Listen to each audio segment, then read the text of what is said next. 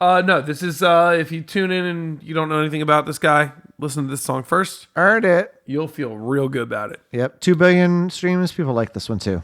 Yeah, I mean, look, the movie definitely helped. It's in my brain. Okay, here we go. Can't unhear it. This is a show about the 500 albums that Rolling Stone says are the best, and we're gonna talk about them ad nauseum. This is a show about the 500 albums that Rolling Stone says are the best, and we're gonna talk about them ad nauseum. This is a show about the 500 albums that Rolling Stone says are the best, and we're gonna talk about them ad nauseum. This is a show about the 500 albums that Rolling Stone says are the best, and we're gonna talk about them ad nauseum. Welcome to the Backwards Beats podcast. I'm Carl Carter Famsteel. I'm Dan Woodard. And man, do we have a banger for you this week. Sure, that's what we have. I mean, in the fullest sense of banger, because that's all he sings about. This is The Weeknd. It's his album Beauty Behind the Madness. It was a 2015 release, 14 songs, 1 hour, 5 minutes. And Dan is so convinced this is going to smoke. I thought you were doing your Felicia Flores. So this album represents album number 442 on Rolling Stone magazine's 500 greatest albums of all time list. Why? I have no fucking idea. We're going to start off here. We're going to hit the explicit button on this one because I just hit it by default at this point. There are feelings. Quite a few. Also, like, if you were to listen to his album, you better hit that explicit button as well. Sure. By song 4, you've heard it all. Yeah. And so before we get started, I want to say thank you to everyone who came to our live event. Man, what a great time that was, It was awesome, wasn't it? Yeah. Obviously, like, thanks to Atwaters and their entire great staff, our producer, Nathaniel, our entire video team with Ken. Yeah, Ken, yeah. Just really, really a nice time. So thanks again for all of your support. We look forward to hopefully doing one of these a year, maybe. No promises. If you don't know what we're talking about, sit tight. It'll be in our sidetracks, side content at the end of this season. That's right, because we need to find a way to get on summer vacation at some point in time. Yeah, like Phineas and Ferb. Now, tell me a little bit about this album, Beauty Behind the Madness. Well, we should talk about Able Tesfaye, who was born in Scarborough, Ontario, to Ethiopian immigrants. And Scarborough means something to me because I'm a big Bare Naked Ladies fan. Ah, has it been 1 week? It's been 1 week, and I love the Bare Naked Ladies. And so he, Mr. Able, and I'm going to refer to him as Able because that's his first name. He dropped out of high school at the age of 17, famously leaving one weekend and never coming home. And there's this story of him like stealing his mattress to go like get out and make music. He took his mattress with him. Yeah, he took his misfit mattress. Uh-oh. Yeah. Well, we have sponsors who can help clear that for you. That's true. And he formed an early creative partnership with producer Jeremy Rose, who helped develop his R&B sound, and began his career anonymously. And actually, his first stage name was actually Able before he was The Weeknd. And started uploading songs to YouTube in like 2010-ish. But before that, he was in another group. I actually found this. He was in a group? He was in like a rap group. Okay. And I should have wrote down the name because it was actually interesting because I found old footage of him like in this era. It's actually kind of interesting. Okay. Yeah. I'm into it. Musically interesting. Yeah. But his career as The Weeknd sort of started with him uploading songs to YouTube in around 2010. And the Weeknd moniker came out of like that weekend of him like moving out of his house and got it. So that moment became his brand. Yep. And his early aesthetic started to define this lo-fi production and his lyrics exploring drug use and hedonism, and we'll get into that on this. And he got early momentum after being championed by fellow Toronto native Drake. Drizzy, yeah. I Yep. figured that was coming down the pipeline. This is his sophomore album. Gently used? Gently used, yeah.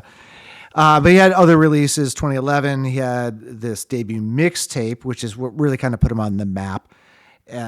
Because what was interesting about him is he had this moody R&B aesthetic with a little bit of like indie rock stuff with his early productions. I agree with all that. Yeah. So Thursday came out in 2011. Echoes of Silence came out in 2011. Trilogy in 2012, which was a remastered compilation of his 3 mixtape releases, which those mixtapes were really got him. He did, if you're remixing your old stuff, you got money, you did okay. Yep. Yeah. And then Kissland 2013 was his debut album, which he leaned into this sort of cinematic sci-fi, I guess you'd say, inspired sound that saw some modest commercial success. You know, This feels like the Cuddy album that we looked at in a way. there's some similar beats. I imagine. Yeah. And so he sort of established this reputation for having this sort of shadowy, enigmatic persona. Okay. He was Whatever you say, kids. He was heavily influenced by Michael Jackson, Prince, R. Kelly. And it's so funny because there are moments on this album I'm like, MJ did this better. There's one very specific moment. Yeah. Yep. He's credited for pioneering alternative, I'd say, R&B, and this whole like subgenre alongside artists like Frank Ocean and Miguel. Yeah, I get the Frank Ocean thing. Yep. I mean, I prefer Frank to The Weeknd, Me but the Miguel I'm pretty much indifferent with. He Yeah. definitely has a sound. You know, The Weeknd is like, if I hear a song by The Weeknd, I'm like, that's a song by The Weeknd. Correct. And I'm going to start off early and say that this is going to be an interesting episode. We may actually fly through this one, but I want to recognize the fact that obviously he is the number 3 currently most streamed person on Spotify. Which I find insane. His reputation, he sold over 75 million records, which is impressive for a pretty short-lived career, right? Yeah. There's a lot of content, though. There is a lot of content, and he's pumped out a lot of stuff. By the mid-2010s, we saw this shift from this dark aesthetic where he's moving more into this mainstream stuff, which we're dipping our toe into. This album was recorded primarily at Jungle City Studios in New York and Conway Recording Studios in Los Angeles. There are 14 producers on this album. Just producers. Just producers. God, how many hundred songwriters are on here? It's a lot. And I think that...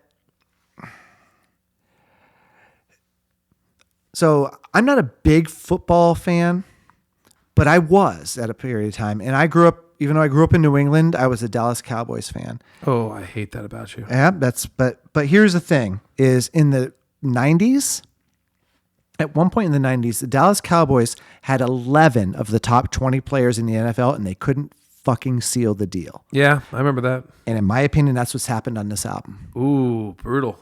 I like that take, though. 14 producers, and I'm already revealing my hand here, it's, because there was like Deion Sanders, and you had Emmitt Smith. And Emmitt Smith is one of my favorite producers. Yes, yeah, producer. Like, Emmitt Smith as a running back, phenomenal player. Troy Aikman, you had like you had the old Cowboys back when everybody wanted to buy the starter jacket. Yeah, Michael Irvin, all like phenomenal players on that team, and it was like, how can you have so many good players and suck? In all fairness, he made the top 500 lists of all time from Rolling Stone magazine. Emmitt Smith did? No, The Weeknd. The Weeknd, yes, with no. By the way, spelled funny, Weeknd. Correct. How about that, non-disclosure. How about that? How about that? So I'm not going to list all the producers on here. Any names of note you have to say? Kanye. Yeah. Labyrinth. Yep. Labyrinth song is one of the better ones on there. Maybe the best song on the album. Especially the parts he's singing. Hey. So this was released in August 20th, 2015 through XO Records and Republic Records. And this was preceded by a really big hit they had with the song Earned It, which appeared on 50 Shades of Grey, that soundtrack. That's a movie about kinky hotel sex. Most of this album is about kinky hotel sex. Yeah, how about that? So what's funny, actually, there is an order this album could be in that would make sense. Could be an arc. Well, the problem is it's bass backwards. There's a song about being in the friend zone. There's a song, but the song before that's about fucking as many bitches as you can fuck. Like The whole front end of the album is that. yeah. Like, who are you? Yeah. Yeah. What are we doing here? What are we doing? What's going on? I love that. But this album did debut at number 1 on the Billboard Top 200, moving 412,000 equivalent album sales in its first week. That's huge. I Can't Feel My Face and The Hills both reached number 1 on the Billboard Hot 100, making him a household name. And he was awarded triple platinum status by the RIAA within a year of its release. That's 3 million sold. Rolling Stone obviously gave this 3.5 stars out of 5. Oh, but we're on the list. But we're on the list. And whose niece got in some executive's ear? I don't know. I was looking at just on Wikipedia that it shows a pretty comprehensive list of the reviews. He gets about a C. I'd say Across the board. That's where I'm already challenging the fact that this is on the list. Is it because he has billions of streams and that's it? Or is it one of these things where he's going to get like the Nepo pick for ushering in some sort of an era? That's always an option. Sure. We've seen that a few times. Yep, we have. I don't think this is it. But obviously The Hills was famously leaked early, but became one of his biggest hits due to its aggressive and distorted production. Yeah, I have a lot of comments on that song. Yep, I Can't Feel My Face. We talked on our previous episode when we mentioned we were talking about this, that I actually like that song. It's a fine song. I think the fellow Canadian band Walk Off the Earth does a way better version of this song. There's a couple good covers of it out there. And this is where we get a little bit of Michael Jackson influence, I would say. Esque. Yes. He doesn't stick the landing, but I do like that song. I like the video. Yep. Obviously, this sort of solidified this like dark pop. Billie Eilish says that she was influenced Lorde. I'm not surprised with either of those. I think dark pop's a great descriptor for this. Yeah. This is not a pretty album, but there's pretty moments. Mm-hmm. There are. He won Best Urban Contemporary Album in 2016. What a dumb term. At the Grammy Awards. I know. Nominated for Album of the Year at the 58th Annual Grammy Awards. Can't Feel My Face. Now considered definitive pop anthems of the 2010s. That's fair. Yeah. My gym played it like on constant rotation at that time. What is this gym you speak of? Yeah. And it's sort of seen as this bridge between his like trilogy era and the full blown era of like this 80s noir, like After Hours, which came after. Yeah. Okay. And it's really the Weeknd. This is the Weeknd's pivot point, right? That everyone's like, oh, I know who these. Yeah. Who he is. The dart hit. Yeah. The red spot finally. Yeah. Here. Yeah. Not much else to say. Going into it. There's enough juice on this album. We don't have to, bat it down by any means. I mean, there's enough stuff on here to make you famous. Mm-hmm. No questions asked. Clearly. I mean, I can't. I Can't Feel My Face alone is strong enough. Yep. With a couple other hits, the 50 Shades of Grey, Rake In. Yep. Did not hurt. No, it did not. And not a bad tune. Oh, I think it's a fine tune. Yeah. The big piece here, does it measure up to top 500 greatest albums of all time? Yeah. So the acrimony and the feeling that you're getting out of me right now is more about Rolling Stone. Oh, absolutely. this album. Yeah, I'm not here to poop on the weekend. Yeah. I only poop on weekdays anyway. Oh, you should look into that. No. It's fun to hold it. Okay. Mondays are a blast. Okay. No hot snakes for you. No hot snakes. Speaking of which, can I take a break? Yep. Take a break from the ordinary and move it to the extraordinary with Lick a Frog.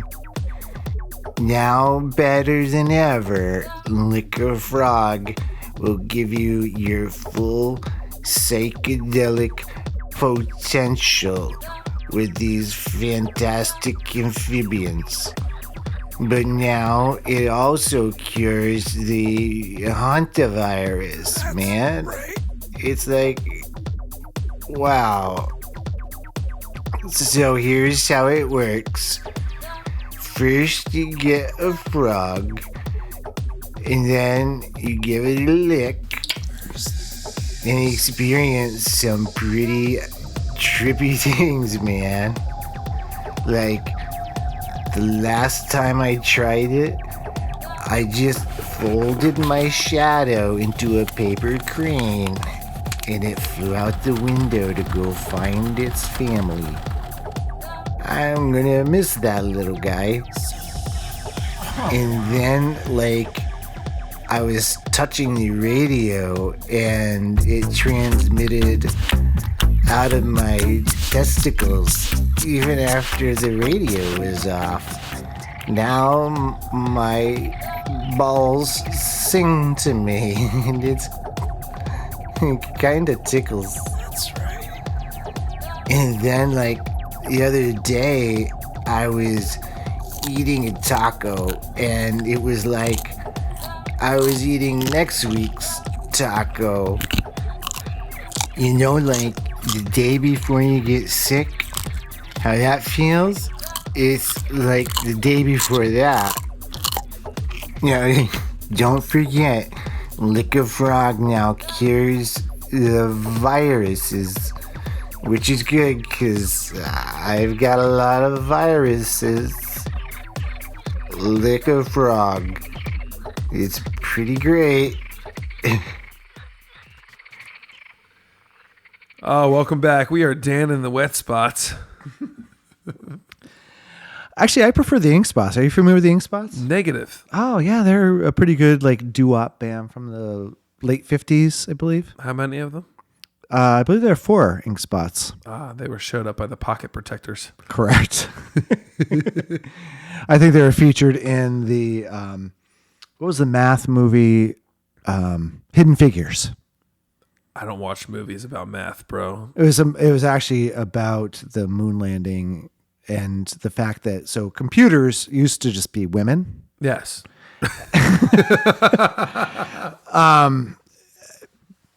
Yeah, so mathematicians, female mathematicians, and in Hidden Figures, they happen to be.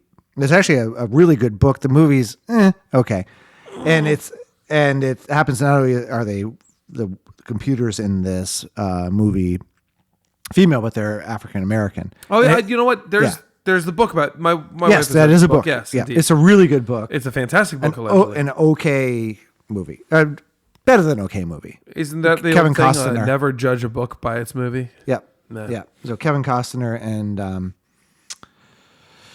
Big Bang Theory. Sheldon is in it. Well, Kevin Costner 100% has sex with a computer in that one. He may.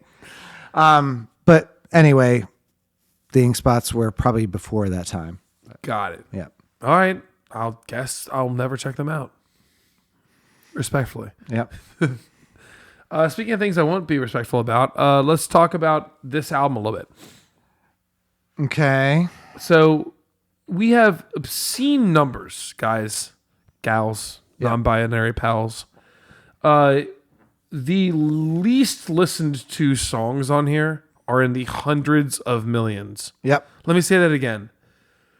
The crappiest songs on this album, which there are plenty abound, have hundreds of millions of listens. Yep. I personally saw these numbers and went, foul play. So here's where I can come to peace with those numbers. If I were to look at 2015 and technology,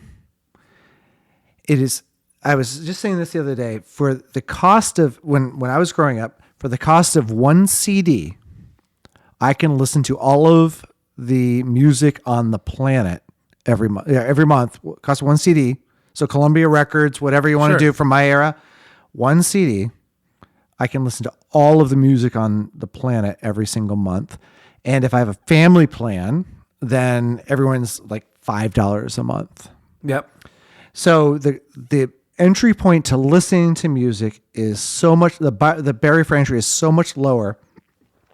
And at this point, 2015, the amount of kids walking around with a single AirPod in their ear is profound. Just like streaming. Just streaming all the noise. And in all fairness, he's had 11 years to garner these numbers. Correct. So I'm not even shit talking about this. I just think it's, when you look at the numbers of current artists, it's hard to compare them to older artists when it was monoculture and I had to save up my $10.99 for a cassette. Sure. Right? And so when you have some of those older bands who are like, oh, I sold 4 million albums, that is actually so much harder back in 1984 than getting a 10 million streams or 100 million streams on Spotify now. Yep. Because the barrier for entry is so low. Yeah, who knows how many of these songs are sitting on some,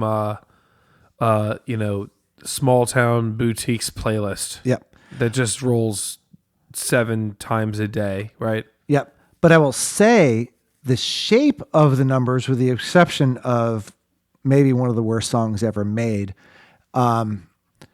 matches what I would expect. So the turds, even though they're 100 million, I shouldn't be that harsh, but the bad songs are in the 100 millions and the ones that crush it are 2 billion, 3 billion. 3 billion. Yeah, they're in the billions. Yeah.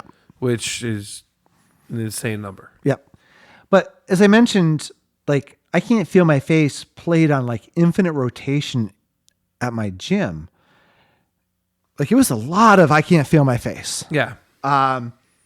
And so then you also have those other things when you look at streaming numbers, because back in the olden days, you had to purchase the Muzak service. Sure. Right? Got to pay BMI and ASCAP and all of them. Right. Now, these places still pay that, but with Spotify, it's so much kind of easier to get that out there. And again, I'm not even trying to discredit The Weeknd at all, because I don't have a leg to stand on, because clearly the numbers have spoken. Yeah, I will go ahead and just get ahead of all of this. Yeah.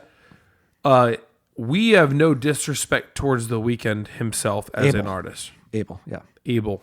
Yeah. Able, good for you. Steal more mattresses. However, we do feel strongly when it comes to defining an album as the top 500 of all time, especially because we've listened through, a good chunk of albums, several dozen albums. And of those, there's easily 2 to 3 dozen that I think are superlative. Mm-hmm. They're great albums. Yep. This is an odd one. Yes. We've listened to 59 of them at this point. Oh, dude, I used to love the 59. No, I'm just kidding. What would a 59 even be? I don't know. Kneecap? Yeah, it is. I love it. Anyway, let's dive right on into this. Song number 1. Real Life. Real Life. So I'm going to come out of the gate here, if you don't mind. Please. I was trying to decide when I'm going to use this metaphor, and I think I'm going to use it on track number 1. That's impressive. Let's go. So this track comes in with this pretty impressive cinematic music. Soundscape, yeah. Yeah, soundscape. I got notes on that. Yep. And that's what I think is going to happen. I think we're getting an amazing track. This is a distorted, like, synth thing that comes in at the beginning. Yep, and there's like a nice drone in the back to support it. Yep. It has all the trappings of really, really cool cinematic sounding music. Yeah. And It's a cinematic pop song through and through, except I'll say, to be more Weekend-ish, the carpets don't match the drapes. How so?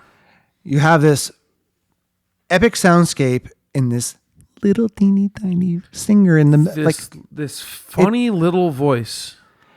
Yeah, it doesn't. The intensity of the music does not match, and especially in this song. Like, this is one of the worst as far as the intensity of the soundscape, which is not bad. No, I like the production of this album. Yes, across the board, a lot. So my metaphor is, I like raspberries, and I love ribeye steak. I don't want both bites in my mouth at the same time, and that's what we have here. Yep. Yeah, perfectly put. Because it's like The Weeknd's doing a fine job with his vocal delivery, and the track is good. But this is like going back to the Marvin Gaye album, Here, My Dear. Here, My Dear, except that Marvin Gaye's a way better singer. It doesn't fit. I don't know what I'm listening to. It doesn't click. Like, what are we doing here? What's going on? I agree with you entirely. When you build something that sounds like it should be like celestial, right? Mm-hmm. Like, but then you put this kind of, and I don't mean this, I'm gonna just call it what it is. It's kind of this whiny, diminutive, small vocal, mm-hmm. and that's his style for 14 songs straight. Right. Guy can't belt.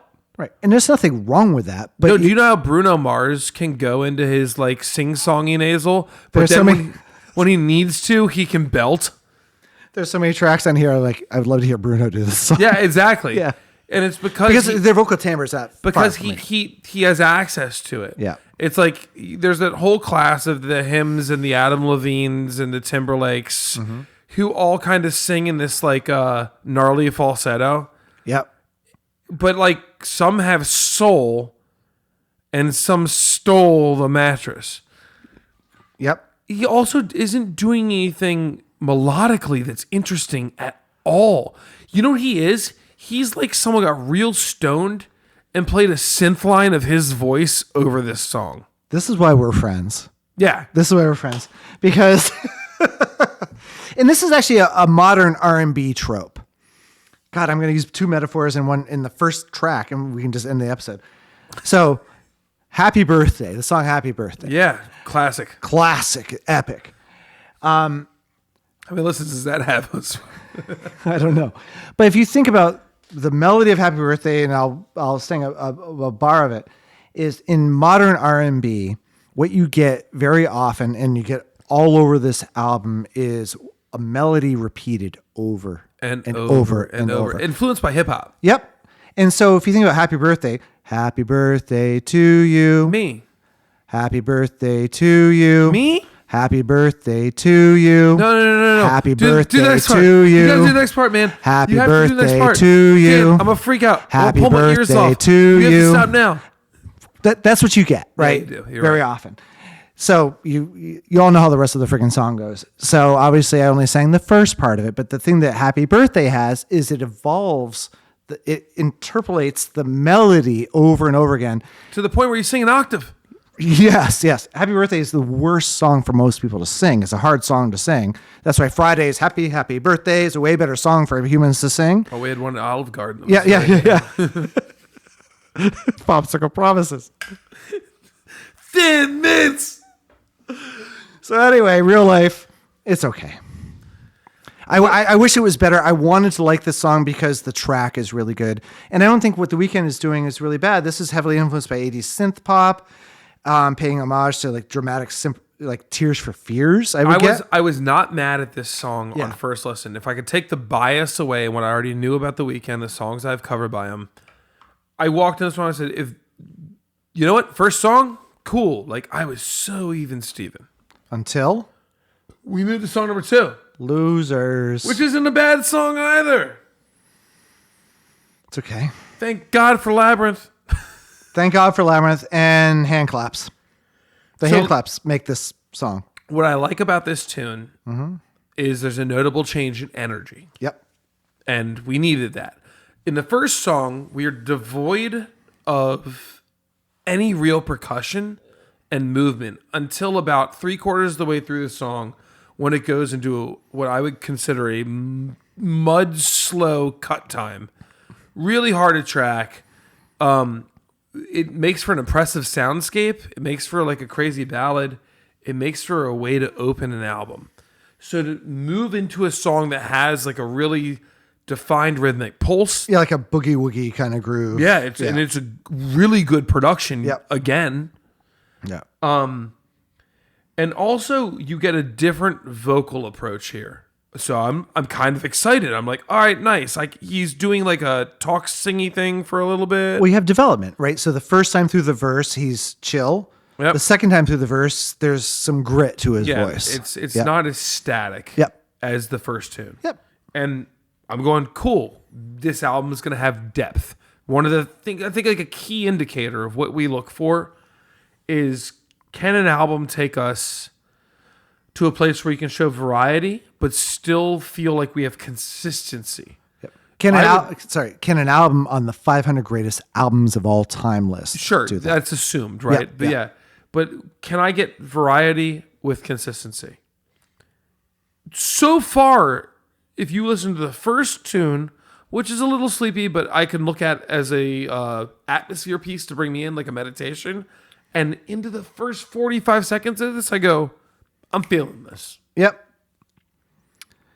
And then what happens? We get to this hook, which is just music with some vocal embellishments. But by his vocal embellishments are the first thing that turn me off. Yep. He can't riff to save his life, and he's so overproduced, like vocally. Yeah. There's nothing like compressed to death. There's nothing you can really whatever emotion he may have sang into the mic is lost. Has been stirred into infinity with a KitchenAid mixer. Yeah. At this point. Yeah. And so my note is, then the music gets loud. And it swings for no reason.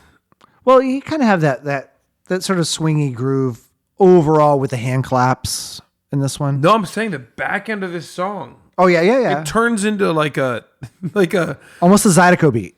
It's like you took the Linn drums and like a 707 and like squished it all together. I do actually like the overdriven drum sound and like the driest ride you've ever heard. Yeah. But what he's doing over it, dog shit. Yep. Labyrinth's verse is nice because his voice fits this better. Agreed. Labyrinth to me pushed this song up. Yep. But man, he's singing about nothing. Not really. This is like, you know what's really weird? It's like against traditional education. Only losers go to school, right? That's right. When you hear... This is not another brick in the wall. Not even close. And if you don't eat your pudding or meat, you can't have your pudding. The big piece here is when you put a really, really dynamic, well-thought, expensive soundscape together, say something worth that soundscape. Yep. That will be my complaint throughout the next several songs. Yeah. And then there's this random bridge. To the bridge. And this is where the 14 producers come in, because it's like you have all with the 14 producers, there's probably there's no lack of talent on this album, but there is too much of a good thing, right? There's a reason why Glenn Ballard made Jagged Little Pill, and there's a reason why Rick Rubin made Blood Sugar Sex Magic and many other friggin' epic albums. One person, one idea, dragging that thing through the mud. And I think what happens is you got all these people together, they're all like friends and like, yeah, man, come on to my album. And you get this mix of all the right ingredients. It's the Dallas Cowboys all over again, right? Emmett Smith, second best producer. God, man, watching him play with a separated shoulder in the Super Bowl and just breaking through these lines, impressive. Emmett Smith, man, he's a hero of mine. I had no idea you were a Cowboys fan. I was, yeah. You know I am a huge Commanders fan. No, you're not. Hail. You're a huge the original team. Fan. I'll say it, Redskins. Hell Yeah, yeah, man. yeah. You can't take my fucking culture away from me. Right. I mean, that's when I was a Cowboys fan. It was Cowboys, Redskins. Yes. That was it. Mortal enemies. Yeah. Yes. As it always should be. Yeah. Anyway, let's scoot over. Tell your friends. Dude, I'll tell you. Fuck this song. I believe more in Bigfoot and the Loch Ness Monster than I believe this guy trying to act like he's a gangster with his tiny Q-tip ass voice telling me how he's slaying chicks and selling drugs and driving his Mercedes. You are the least convincing hip hop based push market story ever. When I heard this, all credibility and all of my interest in trying to listen to this album from the first two songs didn't like go out the window. They dove through a glass pane 18 floors. Sure was. So this was produced by Kanye West. Not surprised. And it features the piano part is essentially a sample of the song called Can't Stop Loving You by Soul Dogg, which is a really good song. I know it is. Yeah, dude. So this is like a super post Motown rip. Yep. Which is one of the reasons why people love Kanye, because he was a crate digger and he effectively stole this music. Yeah. This felt like Kanye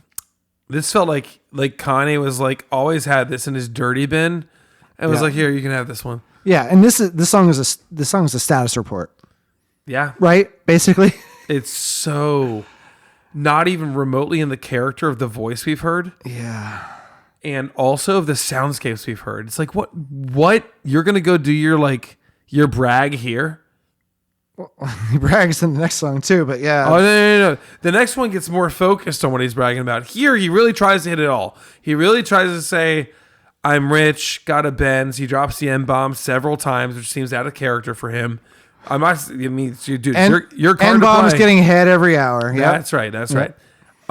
And I'm just like, dog, like, you sound like the kid with the McLovin ID in your back in your wallet. He lacks so much credential and credibility to me. McLovin is so much cooler. Oh yeah. Oh, we cockblocked McLovin. No one cockblocked this guy allegedly. No. Man, you get so much dome. Good for you, The Weeknd. Yeah.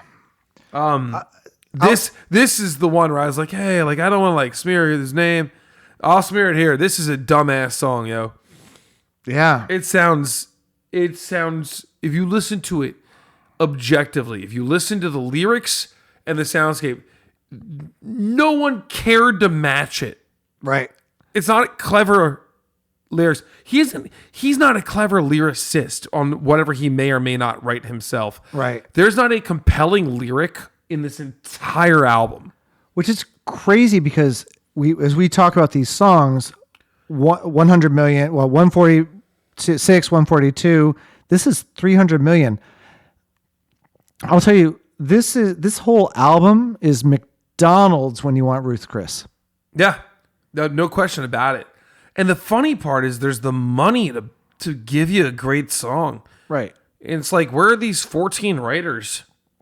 This is dog shit, man. I turned my brain off at this point. The first, second, third, fourth, fifth, sixth, and up to today's listens. I don't take you seriously. Yeah. Yeah, I tried really hard. I'm like, all right, I've got to see what I'm missing. I'll say there's a somewhat interesting synth solo towards the end when we get into the earwax mix.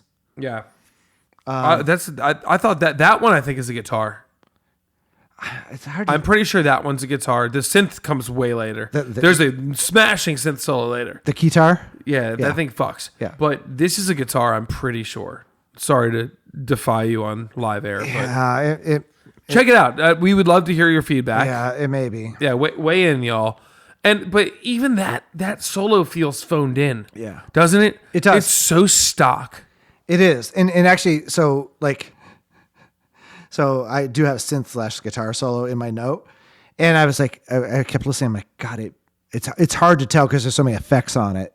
The bends are what convinced me it's guitar. What about Bobby? Sorry. I see. Yeah, that's the only thing that was like, I don't know. Whatever it is, it's interesting. It's fine, but the earwax mix doesn't really help me at this point. And I don't know what the earwax mix is doing for me. Oh, you're talking about when they drop to a low pass filter at the end? Yeah, For like a minute and a half. Yeah, the song ends with like... What a not creative idea. Or it's fine, but to what point? Like if this was a concept album and I go to this earwax mix because I've partied so friggin' hard, like I can't even, and now I'm going to like... Wow, I would just gave that thing credit it did not earn. No. I was going to say, if that earwax mix made its way onto the Lord album... Right, where she's talking about partying all night. Would make sense. Right, because now I'm like bleary-eyed and messed up. And God, that album's substantially better than this. Yes, and we kind of crapped on that one. We did. Because actually I was thinking about this. You still don't make the cut, Lord. But no, she doesn't make the cut. But I mentioned Rick Rubin earlier. I would love Lord and Rick Rubin to get together and make an album and have like that angry girl that she is. Oh, I'll get behind that. Oh, because I think she's doing fine for herself financially, but I would love to hear real Lord. Like she's got the ammunition. Yeah, and she's got the grit and anger. Yeah, or Glenn Ballard for that matter. If he could do what he did with Alanis Morissette, and like present her, because that Lord album is all Jack Antonoff putting his polish on it. It was fine, but he also does Taylor Swift, and Lord and Taylor Swift are two different human beings. That's right. And I think he fits Taylor Swift very well, but I don't... Jack's not as edgy as the world gives him credit for. Piss on that turd. Hey. Anyway, this tune right here was a massive disappointment. And it's because they tried to do some weird flex. You turned this character who is melodramatic and you simplified it. You made him a simp. Yep. You try to turn him into your fucking random hip hop guy. And man, he couldn't sell that if he tried. No, he's Canadian. It's too nice. Anyway, I don't buy it. I don't like it. I'm moving on. And unfortunately, we have to travel into a new world, which is the song number 4 called Often. Okay. Can we talk about songs that have terrible hooks? Yes, we're about to. Want to hear my first note? Please. It took 9 people to write this fucking abortion. There you go. More of the same thematic and sonic shit. Yep. It's just him trying to talk about how much he has sex. Yep. Now, this does have a sample from a Turkish song. Cool. But this is Happy Birthday to you, Happy Birthday to you, Happy Birthday. Again. Yeah. Well, except it's often. And I don't care how much the pussy rains. I don't care. Pops. Both. It does both. Yeah, it pops and it rains. How does it pop? Like, right? Or like corn? Does it just explode out? Now there's new, like, found. I don't know. Is this know, an maybe underage levels? thing? Is this a Epstein thing? I don't know. Should we phone Father Felicio Flores? Yeah. Ask him sometime. This song fucking sucks. This song blows. This won Song of the Year in 2015 at the Juno Awards. Why? Because it got people pregnant? I have no idea. This song fucking sucks. This song fucking sucks. It's so bad. The melody doesn't exist. There's no dynamic variation. It's just the least convincing song ever. I think this song hits, and one of the reasons we're really mad, this song has over 1 billion. It's almost 1.3 billion, y'all, listens. And the only reason I can think it went that high is because of the novelty. Remember when we were like younger and like Put It in My Mouth came out and like, so people just hit it because it was like, whoa, this is so blatant. This is very sexually blatant. So I feel like it might be one of those things that like super young people will play because they think it's This novel. is not Me So Horny by Two Live Crew though. No, it's not even close. Yeah, it's not even like funny. Like right, there's Sir there's funny dirty has songs. a leg up on this. And that song's the most obnoxious song of all time. For sure. Oh my God, yes. So yeah, there's nothing wrong with a good old dirty song, but again, this song sucks. And then we get this sun rising at bridge. He like wakes up and is like, "Oh, you want to fuck again?" And because times. yeah, I'm gonna do it again 4 times. And I'm at this point, I'm bored. Let's move on to the hills. Well, let me say one more thing. There's something. Mad at this I song. will. I'm so mad at this song. And I should be, and so should you, and so should the listener. And here's why. By here, you figured out the soundscape too. Mm-hmm. What was okay in song 1 and 2, Real Life and Losers. Yep.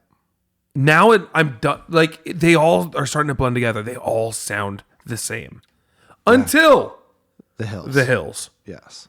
Man, I knew this song coming in. Did Me you too. know this one coming I in? did. Yep. I used to hate this song. Mm-hmm. Tell you what, so happy to finally catch this song. I know. Because at least it's super different, and I'm also convinced he plays 2 different characters. You hear him in this very vulnerable verse. He kind of like belts out a chorus. Hey, hear me out. You're cringing right now. I'm cringing. But at least this one feels authentic. Yeah. I used to think it was really, really bad. But man, compared to the first 4 piles, I now look back on and I'm like, where was the artist the whole time? Yeah. This one feels like a whole thought at least. It's not a thought I want. It feels like I tried to shove, Percocet up my dick with a chopstick. But it's at least like a thought. It's a thought. Sure. So when the synth comes in at the beginning, I'm like, all right, I can see where this song is a banger live. Right? Oh, totally. And this has that cooking low, just overcooked frequency. Like when I say cooked, y'all, I mean like distorted to the point where your gain levels are reading red on any machine in your house. Yeah. If you have a subwoofer in your lowrider, you're gonna have diarrhea. You're knocking your rearview mirror off. Yeah. And this would become, honestly, I hate to give credit here, but I have to, because we're historians effectively. Mm-hmm. We're not.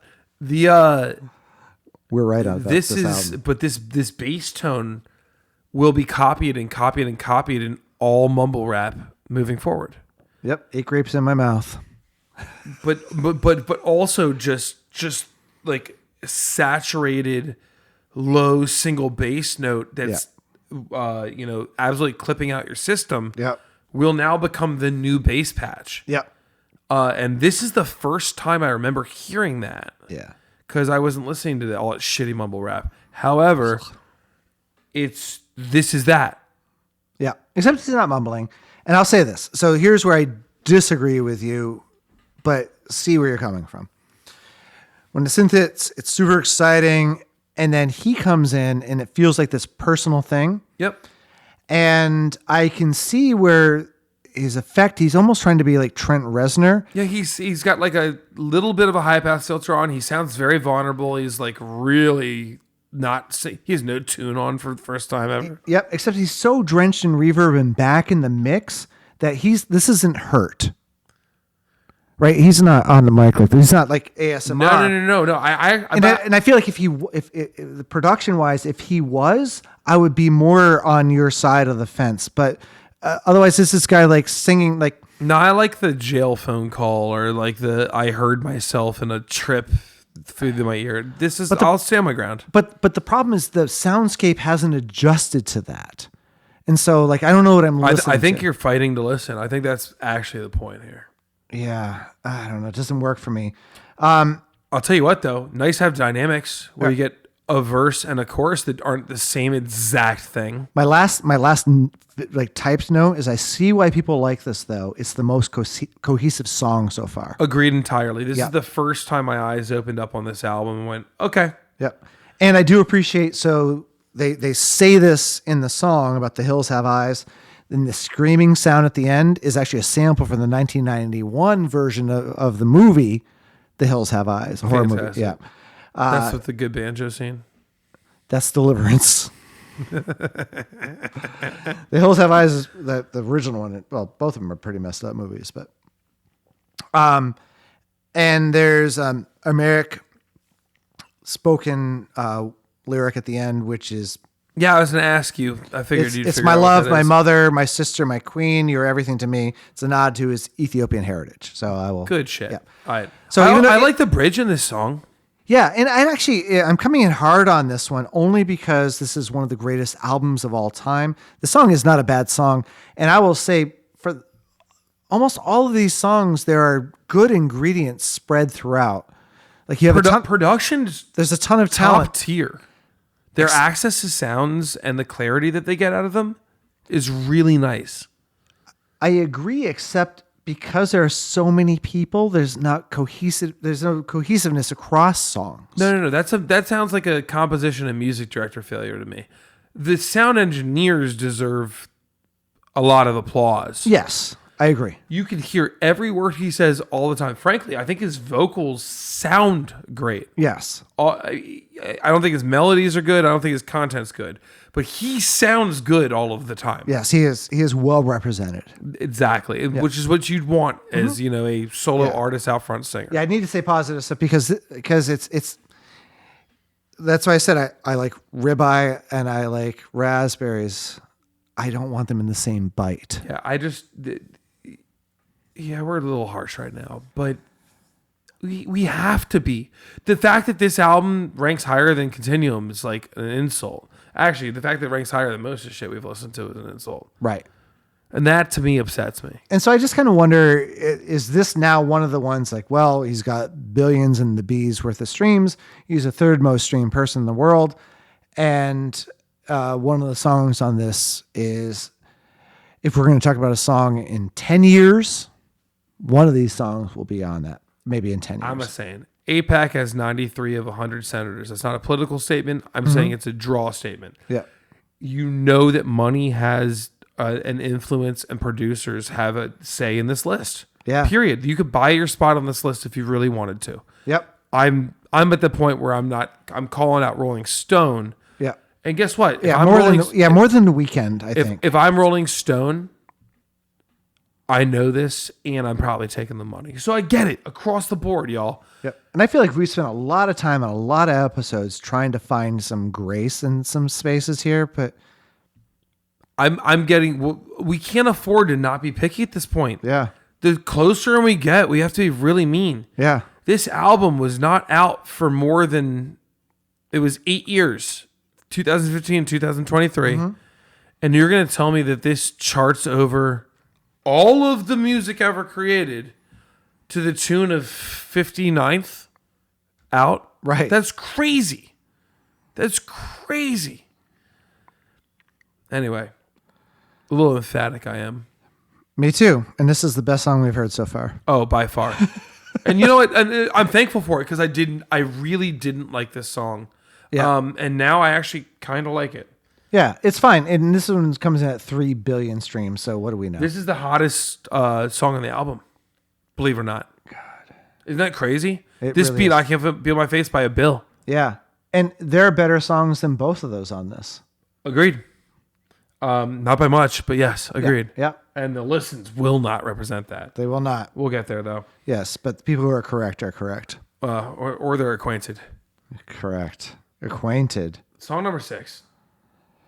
This song was originally titled Girls Born in the 90s. I read that because I scrolled down in Spotify on my phone. And I believe, if I'm not mistaken, the last minute and a half of this song is actually them regaling that version of the tune. Yep. Yep. I'd have no real evidence, but it was just such a big switch up that I was like, oh, this must be where they started. you know? I feel like this is the first song where the we talked about the production, and the production has been, Pretty sterling. yes, I'll say sterling, but also a complete shit show because it doesn't match his performance. So just because Agreed. you made some amazing sounds and you have this guy singing in the background, No, they're disjointed. disjointed. This is the first song where I feel like they've come together. I think The Hills are the first song they've come together. Yeah, but here I feel like if you were like an EQ mix, I Okay. think, yeah, that's what I'm talking about. Like I'll hear come you. together. I'll hear you, yeah. Like come together. This is the third song that we've had in a row that's in G minor, which is also because of these other problems. We've barely changed tempo. It just feels flat, man. Yeah. Not flat in a harmonic sense. But No, flat everything's in a tuned properly. Dynamic sense. Yeah. No, oh, it's overtuned, sir. Yeah. He can sing whatever he wants. He's gonna fall on that scale. This is Sunny D and Rum. And if you don't, oh my God, you did not. I did. If Y'all you guys look that up. Look up Sunny D and Rum. It's one of the best things ever put on YouTube. It's better than Chocolate Rain, I promise you.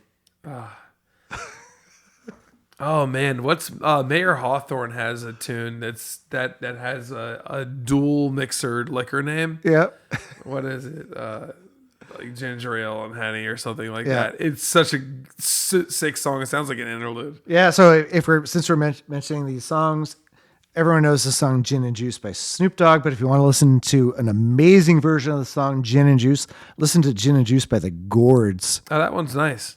And actually, there's a really cool video on YouTube of Snoop hearing it for the first time, being like, "This is awesome." And there's a bluegrass one. Is that the Gourds? That's the Gourds, yeah. Yeah. That one kicks ass. Also listen to Milk and Honey, or Peaches and Cream by 112 is good. What's the Beck song I'm trying to think of? Oh crap! God. Zappa's Peaches and Regalia. Yep, Peaches and Regalia. Yep. But what's the one I'm thinking of? Something in Honey. Anyway. Yep. Listen to Beck. Listen to Zappa. Yeah. Listen to the Gourds. Yes. Yeah, the Honey song I have, "Taste of Honey" by Herb Alpert, stuck in my head. So that's Oh, fine. hey, let's go. I have that vinyl. All right. Anyway, Awesome album. I don't like this song. What are we talking about? Which one? We're talking about Acquainted. I think it's the dumbest hook ever. This chorus I keep touching your sucks. body. Lyrically, yep, more fucking. Yeah, all he does is sing about effing the entire time. What? Yeah, fucking. It's a bridge. The melody could not be more boring.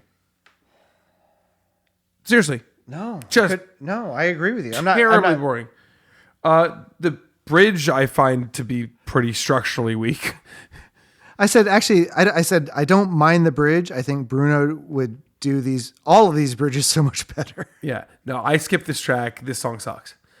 It's such a weak queef out ending to. What's this like trippy vocal sample like high pitched, I don't know, like sonic diarrhea that's coming through my ears. Did Kanye have a credit on this one? Because I don't that know. like yeah, the type like the thing that goes on that was very iconic at the time. Yeah, I just hate this song. If I never hear this again, I'll be perfectly happy. And here's why. I find it offensive that something like this could get wow, it's like one of the more listened to tracks on the entire album. 606 million listens. Here's where I think that it redeems itself is towards the end. Yeah, these deep keys that come in fifths, and it's over the bridge. But then we get back to the chorus, which I guess people like the chorus, and I think that sound of those fifths in the bass are kind of cool. And in headphones, like with your AirPods on, there's some cool panning. Oh no! Once again, it's pretty good sound production, y'all. Yeah. But man, the song goes nowhere. And by the way, there's this thing that goes on in his songs where you do like a verse, chorus. Every now and then we get a pre-chorus. When he does pre-chorus songs, I actually prefer them. Yeah. She Told Me Don't Worry Yep. About It is a good example. We'll come to you later. Yeah. But verse, chorus, they'll establish a beat and a groove, and then they do these bridges where they drop everything out. Yeah, and here's my problem with that is you can create dynamic and I don't know what's going on here. We're having some technical I'm just watching Spotify like gray out, and then I'm seeing some things on my side too. Bad internet. Yeah, The Russians got us finally. do the Russians love their children too? No, the Russians love The Weeknd. They're pissed we're talking shit. Okay. So when you build out, so modern producers love to build out things by like compressing things and just getting more sounds. But as an arranger, as a musical arranger, what's really important when you're arranging tracks is not stepping on frequencies. And you can build a lot of depth with very few instruments if you place your chordal arrangements appropriately and your sonic space appropriately. So for example, if you have a bass guitar and a bass drum, they can sometimes step on each other. So you want to potentially mute out certain parts, certain frequencies of the bass drum so that you can hear the bass guitar better, but you want them to lock in because they hit in the same frequency space. And there's so much you can do to make a really rich arrangement without hyper compressing and hyper like pushing all these levels. Preach. And so we do a segment, if you continue to listen to this episode, called Weekend Music that comes towards the end of this thing. And I've done that on the music track. I've compressed. I'm like, here you go. Here's a brick, right? Because that's what everyone wants. They want to hear a brick of sound. Yep. But I actually, sure, by today's standards, it sounds good. I think it sounds like crap. I agree. That entirely. music, right? Overcompressed. Yeah. But I did that very intentionally for that because it needs to be. Yes, It's a hit. Yes. This album, I mean, like I have to give, credit where credit's due. Really nice soundscapes across this album. Yeah. It feels just, very open and free. I just wish there was better stuff going on to support it. But when they drop out, they lose the plot. Thank you. You said the thing I couldn't put in words. Right. So I guess that's what all that stuff I just said about layers and stuff. When they drop out, they lose the plot. Then they drop out, they lose the plot. And then you isolate the singer who sounds the same on every fucking song. Right. And it's not that he's bad, but if you want this, But it's not that he's good. right. If you want this tiny voice, then put him with a piano or an acoustic guitar. Which there's ballad things in the latter half of this album where his voice really works. Yeah. But, he's not an entire string section. And that's sometimes what it's like, it feels like they want him to feel. He's not enough of a presence. He's not that interesting, frankly. No, he has like an octave and a half range. And like 3 whole tricks. Right. Yeah. Okay. Sorry, Able. So what do you think we should do here? You know what? Yes. Okay. No, we're cutting here. All right. I love you, baby. You too, darling. We're going to take the break right here after song 6. You'll see why. Yeah. After this break.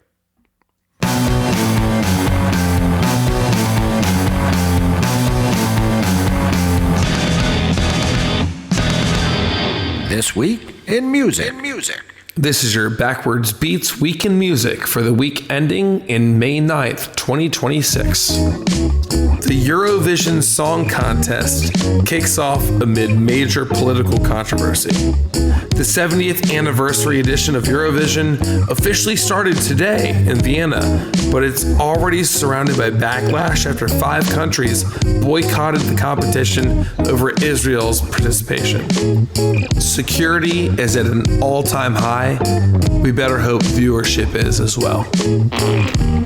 None other than Paul McCartney has a ton of guitars stuck in customs ahead of a major Rock Hall exhibit. Several of McCartney's vintage guitars, including instruments made with rare Brazilian rosewood, are reportedly being held in London Customs just days before the new Rock and Roll Hall of Fame exhibit about Wings is set to open. It's become a weird intersection of rock history and international trade law. Lastly, Harry Styles reportedly caused a minor crisis at a luxury wellness resort in California this weekend after staff accidentally mistook him for a new meditation instructor. According to guests, the confusion began when Styles arrived wearing loose linen clothing, carrying a ceramic mug, and quietly complimenting several trees. Within minutes, resort employees had had added him to the daily activity schedule under the name Moonwater Breath Journey with Harold. That was your Backwards Beats Podcast's Week in Music update for the week of May 9th, 2026. And don't forget to salt your melons. What are your feelings about things that, like, talk about contrast? So when I say contrast, if I were to say like cheese soda, Okay. tell me about that. Why is cheese soda bad? I don't know that it is. Would you drink cheddar cheese soda, Yes. brie soda? I love soda, Yep. so that might not be the best example. Asiago soda. Sure. Okay. All right. Keep trying. Owl flavored. You know, I feel like owl would be very gamey. Pork. I'd eat pork soda. Lamb soda. Oh, see, no, that's too gamey for me. For Okay. soda. Yeah. Is it lamb and mint? Then there's like a redeemable factor. Fuck mint jelly because Yo, I lamb hate is mint fantastic.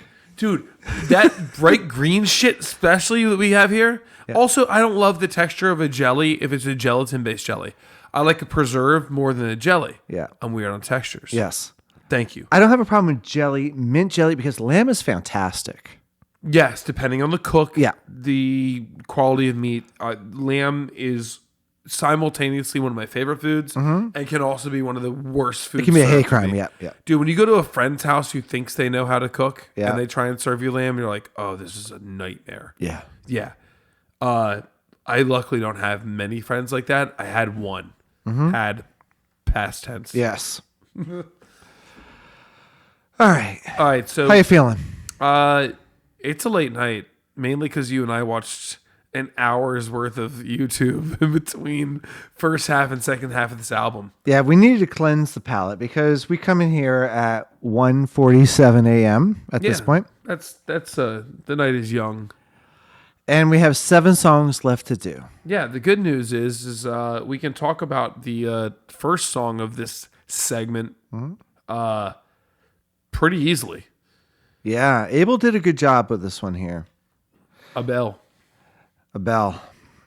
This is I Can't Feel My Face. Which is surprisingly not the most listened to song on this album. By a billion. Yeah. That's like a lot. Especially given how much better this song is than The Hills. Yeah. I mean, I guess the reason the word brain rot is a term right now is because people sat around and listened to The Hills 3 billion times. It could be. It could have something to do with skibbity toilets. Oof. Yeah. That's a jail word. But So we're 7 tracks in, and this is the first song on the album. it's also the first song that's 3.5 minutes long. It's the correct length for what it is. This is a catchy tune, Perfect pop song. perfect pop song. It has a melody that develops, it has a bridge and a chorus. Well sung, everything's performed well. Good groove. The bridge is 2 bars, Yeah. maybe 4. Yep. He goes, ooh. That's it. That's the Yep. whole bridge. Right. He doesn't even do it twice. It's not even a double tap. No. It's a great song. It's a great song. It's a great music video. It is upbeat. It's energetic. It's the reason this album exists in my personal mind. Wow. But in the realm of things you need to cover and have, it's a generational hit. Yeah, this is a song you just grab a guitar and play. That's exactly right. Another 3/4, which seems to be a common theme. Yeah, we're now in A minor Yeah. instead of G minor, which has been most of these songs. First chord is G major. Right, but the song is essentially in A minor. It's an A minor. Yeah. Good groove, good production. Everything's cohesive in this one. So Vocal stacking is really nice. yeah, it really is. And yeah, this is right down the middle, like a solid B to B plus song that if it's ever on, I'm not turning it off. That's exactly right. And the only song in this album that makes me want to like bob my head. One of 2-ish I will go for, but I think it's a Yeah, top if 3 I'm not having a song. seizure. It's a top 3 song on the album. We don't need to talk about this song. And ironically, it's the one I want to talk about. However, we don't need to. Yeah. Just go to a gym. Yeah, I think we move forward. Song number 8. Shameless. Listening numbers fell off by quite a bit. Yeah, this is not the Billy Joel song, which was made more popular by Garth Brooks. Girth. Yeah. Love that guy. But we have an acoustic guitar that enters the scene for real. I think this was actually a really wise move from an album production standpoint. You came off your strongest song so far on the album, which is I Can't Feel My Face, Yep. into something where you have a whole new feel. Yeah. And you do a bunch of things here that are right. Acoustic guitar, Yep. Albeit drenched in processing and reverb. Yep. And then like a more honest vocal offering, little more stripped down, still produced to death, but it just feels more approachable than anything thus far on a personal level. I'm like trying to find this guy who swears he's sensitive, but like has to verses later be like, and we gonna fuck, and you're like, come on, man. Like, is there a part of you that doesn't talk about just like trying to have sex all the time? Yeah. I don't know. It's unfortunate because I think I agree with you. And this song, he still does it. He still does it. And my complaint production wise on this is a more, if you want to say sensitive-ish song, but I see where you're going with that. Yeah. It's a partner they only get together when they're at their lowest point in life. That's exactly right. So they're both doing scandalous shit outside of here. Yeah. So when they're at rock bottom, they get together, and those are the things here. But my problem is here's where the mix like switches. He's cooked in the mix, and this acoustic guitar is like in the other room comparatively.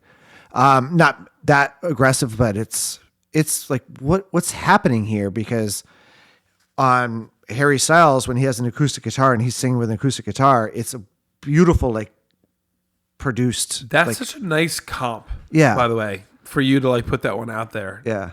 Story of my life. It's such a nice comp because does the singer match the instrumentation? Yeah. And here, I don't know that I saw him like cooked, but I do He's agree. not clipping, but it's suddenly this guy who sounded kind of like a cute, like a little termite the whole time suddenly has this big voice. very present. Over like my favorite Tune. No, not it wouldn't be on the album, but one of my favorite like performances.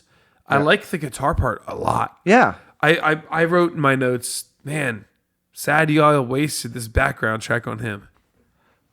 Right. And That's that's what some mean shit to say, but it's right. it is. It's a good background track, and he's fine. But He's fine. When I say he's cooked, he's not like clipping or anything like that. But he's definitely like right here. Yeah, exactly. He when you have an instrument that's so dynamic as an acoustic guitar, even with this much compression, Right. you can do cool vocal things, which I think he actually has the kit to do. Yeah. I feel like he was like mismanaged in a way, right? Like as a vocalist. Yeah. Like, let's be very frank. He can obviously sing well, but we spend so much time buried in an effects loop with him. Right. And then with no dynamic control. When we say dynamic, I mean like there's a time where like a verse should be quiet and a chorus should be loud. He just kind of sounds like a brick of a...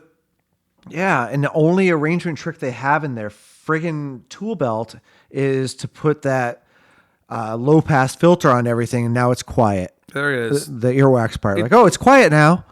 It's a EQ cut. It's an EQ cut, and they just drop instruments out, and that's how they go quiet. Not that there are bands that play live who can just get quieter and quieter and quieter. That's a real technique that... And be super effective. Yeah. So if you want to be quiet, play fucking quiet.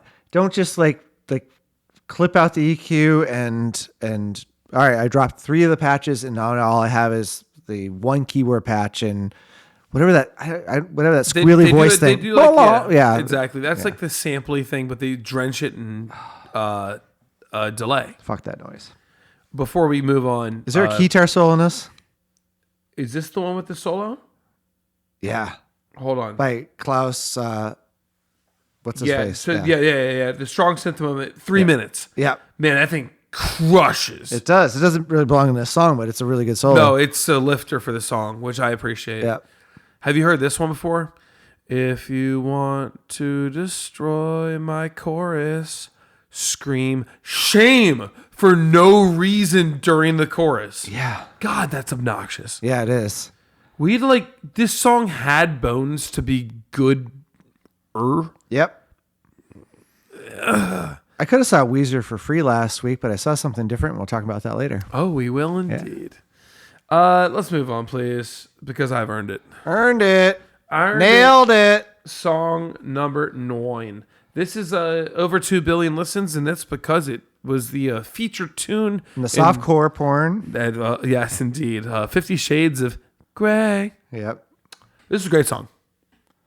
It is. Is this the best song? Maybe. It's a top 3. Yeah. This is. I can't find a lot wrong with the song. Able sings this song really well. This is meant for his vocal style. Yep. It's very dancey and it's sensitive. The pizzicato string part production is so good. So yeah, the orchestra blends with his voice very well here. Whereas in the very first track, Real Life, it's like there's this massive orchestra and this tiny little pigeon. Right. No, here he owns it, and his lower cadence and the way he kind of swings through it, like this is the incredibly chamber. appealing. Yeah. I feel like this is what you maybe say is like a chamber pop song. It is. Yeah. I mean, it's like this real slow 6/8. Yeah. It's really satisfying. The downbeat feels good here. Yeah. He kind of surfs the beat. Yeah, you know what? In hindsight, if I remove all my bias from the I Can't Feel My Face, this probably is the best song on the album. Yeah, it might be. I really think this song has good bones. Minor complaint that the melody doesn't develop enough. That's the theme throughout this album. He doesn't know how to. Whoever's co-writing the 900 people behind him, they just can't make him exciting ever. Right. But I think he's known for being exciting. So what are people on that makes them think that this is exciting? Because I would rather hear She by Harry Styles than this song. I'd rather hear most things by Harry Styles than anything off this album. But that's the thing came about because I think the cello sound fantastic in this. Well, so the cello is in the first song too, and that was very much not a digital instrument. It sounds awesome. Yeah, just that because they blend with him on this one, it's like, oh, this is a moment. It's almost like they had to come to him. Yeah. This is objectively a very good song. It is. And I don't know that I want to hear anybody else sing it but him. Yeah, I'm willing to put my stamp. I did not think it was, but now that we speak about it, it's the best song on the album. I think it might be, yeah. It's the most cohesive one for sure. Yeah. And when I mentioned Harry Styles, I don't want to hear him sing this song. I want to hear She by Harry Styles because that song fucking slays. Yeah. It kills this on every level. Yeah. And also has a solo that's to die for. Yes. Yes. The Full in the Rain guitar sound. God. No, this is if you tune in and you don't know anything about this guy, listen to this song first. Earned it. You'll feel real good about it. Yep. 2 billion streams. People like this one too. Yeah. I mean, look, the movie definitely helped. Yeah. But standalone, I'd argue we would have probably picked it anyway. Yeah. Yeah. In the night. I see what you were going for. This is one of these tunes where I heard the chorus and went, oh shit, I've heard this before. Yep, because this is his tribute to Billie Jean. Yeah, I was gonna say, here's the MJ and arguably Stevie Wonder little tune. There's a cool shuffle going on, some nice 80s inspired patches and drums. Yep. This is an enjoyable tune. And so if you want to talk in your bio about, paying homage to your heroes, I'd argue he did a pretty good job here. Yeah. This song does not hurt me. I will turn this song on, or at least I won't skip it. Yeah. However, lyrical content, dog shit. Well, terrible, right? This is about this woman dealing with sexual abuse. Dude, I love me a stripper song as much as the next guy. But I'm just saying, like, there's a line in this song that like it's actually, I think, is really powerful. He sang a song when he did it, right? She was, and there was one line, and a few lines later, she was young when she was forced to be a woman, right? Yes. Those two lines in the thing. And then the idea of singing a song when he did it. You ever see A Clockwork Orange? No. I mean, I've sing clips from it. So in Clockwork Orange is a horrendous rape scene. It's a terrible rape scene. Well, he's singing in the rain, Yep. right? So when I hear that he sang a song when he did it, like, it brought me right to that. So even though the song's, it's cool. There's some cool elements to this song. And after I Can't Feel My Face, this back half of the album, we now have songs. Yeah, no, there's no question about it. And that's why we took the break at I Can't Feel My Face. Yeah. Is the first half of this album really was quite flaccid. Yeah. The back half is significantly better in the sense that we're getting better ideas with better performances. Yeah. This song, and the reason I called it a stripper song, is literally it's played at strip clubs. Yeah. Because it's misunderstood. Right. Uh, No, yes, because No Diggity should be played there. Precisely. objectively Or Pour better Some song. Sugar on Me, yeah. Yeah. This song Cherry Pie. has a groove that's more conducive to dancing. Yeah. It's just so odd when you get an upbeat tune that actually speaks about Dark stuff. a subject matter. And this is way darker than the dark guy he thinks he's been the entire time. This is the He first- thinks he can just cry about doing drugs and effing chicks all day. Right. It's the only time he's not sung about himself. Yep. Yeah. No, which is, The only time. yep. Yep. So it's like, oh, wow, you know, like Nepo baby is the only way I want to look at him, even though it's clear he's not from his background. Yeah. It just seems like he's been coddled this whole time. Yeah. Now there is a thing that I do like about this, the 80s piece in this, even though it's not the same song at all, but You Belong to the City by Glenn Frey. Yep, I know exactly what you're talking That's about. that. It's that vibe. That's a better song too. But I feel like I get that Miami Vice vibe.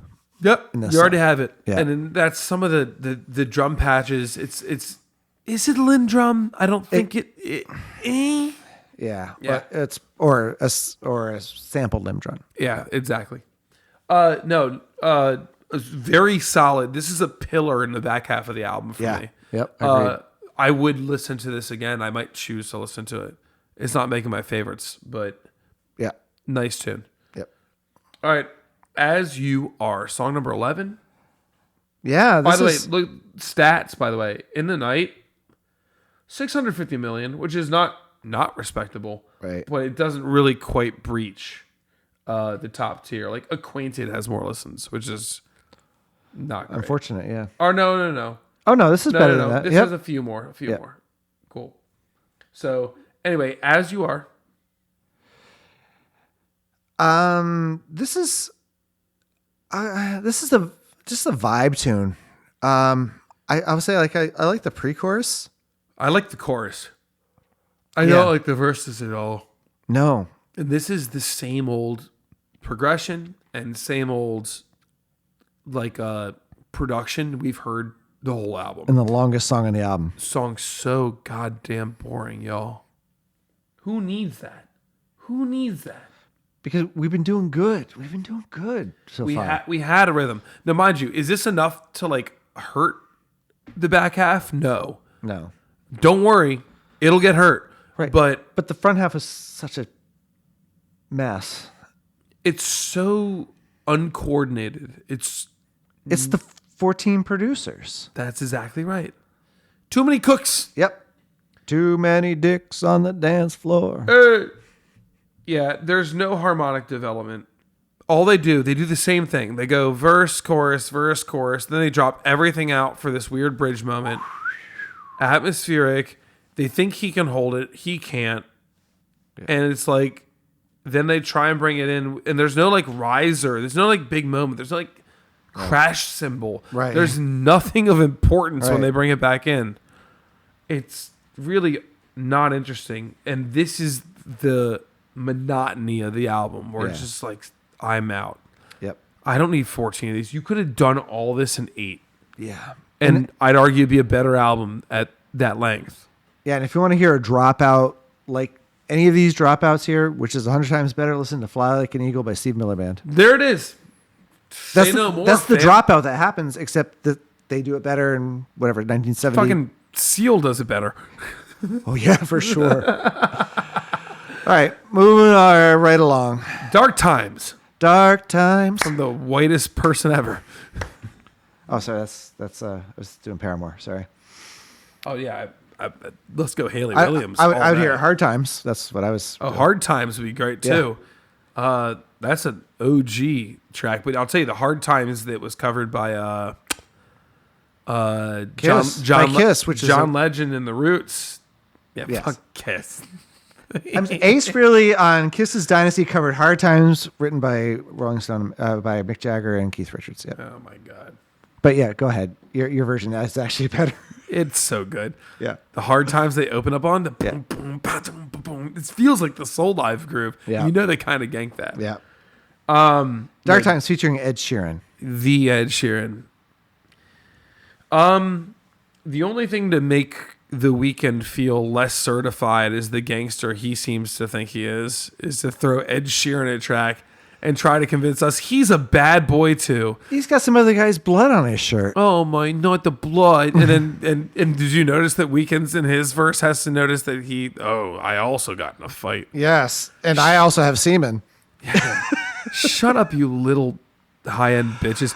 I'm positive you and I could take those two. Like, I don't want to be that guy, but like, honestly, So these two guys spent like the night together partying, and they went into the studio at 5 a.m. in Toronto and wrote this song. it's a real story. Yeah, yep. That's kind of why you're getting all this, because they probably had a night. I promise you they didn't hit anybody. They probably didn't. It's just so desperate to sound cool.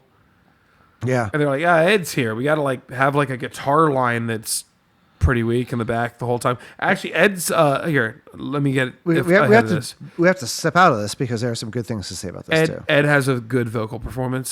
His lyrical performance is dog shit. His vocal performance is fantastic. Yeah. Abel has a very good lyrical performance. Yes, he does. His a very good vocal performance. Yes. So, His lyrical performance is dog shit. the lyrics are dog shit, but We don't care about your lyrics. yep. He has a run in here. It's the most R&B thing he's done the entire album. Yeah. Fantastic run. You can sing, bro. Yep. Why do you rely on this production trick when you can sing? 14 producers. Yeah. Say it louder for the people in the back. Yeah, this is not a bad song. The actually. bridge sucks balls. The bridge sucks balls. Where this one really misses the mark for me, from a continuity perspective, is this is like now the 42nd like production style I have. Not that it's a bad production style, and not that any of the production styles, except for the part where they forget to mix the vocals in with the freaking music. I don't know why you think that's an artistic choice. Yeah. But other than that, like there's a lot of good production on this. It's just so inconsistent. It also fails to grow. This song just sounds note. the same the whole time through. Yeah. You got Ed F. and Sheeran. The guy's not bad. Also, nor is The Weeknd. But like, Yeah. the fact that with two of them you couldn't make a better song, it's an okay song. Yeah. But man, Ebony and Ivory's way better. if I have to listen to these lyrics again, And I don't like that song. it's stupid. Oh, Ebony and Ivory? Yeah. Yeah, I wouldn't know that one either. It's so stupid. And that moves us to the next one, which is if you thought bringing in Ed Sheeran was a good idea. Why is bringing Lana Del Rey into Prisoner not a better idea? It should be a better idea. Why? She's a shit singer to begin with. But I think And by the way, until her verse, you wouldn't even know she's in the song. Yeah. Weeknd blows her out of the water. He's such a better singer. this is the worst song on the back half of this. Oh, this is the worst song on the album. No. Often is the worst song on the album. Agreed, but I'd rather listen to Often. At least I can laugh at all the like him going like pussy popping. Yeah. The Lana's verses are just miserable. This track features Lana Del Rey. The two artists describe themselves as musical soulmates Oh, kill me in the dick. who share an obsession with the dark side of Hollywood fame. Oh my God. This song sucks. This song blows beyond belief, y'all. Ruins the back half. I could have gotten over the Dark Times As You Are cluster, because up until then, I was okay with it. Yep. Man, we had Can't Feel My Face, Shameless, Earned It in the Night. That was a good block. If that was an EP, Those are the songs.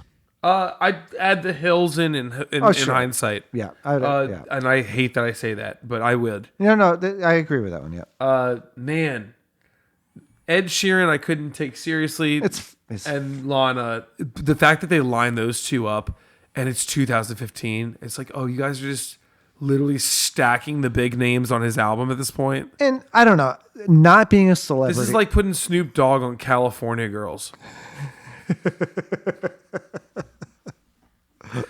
It's worse. Let me hear your Snoop on California Girls. Cool, Craig, Nash, man, gonna smash Katy Perry's test, man. I don't fucking no idea what he does.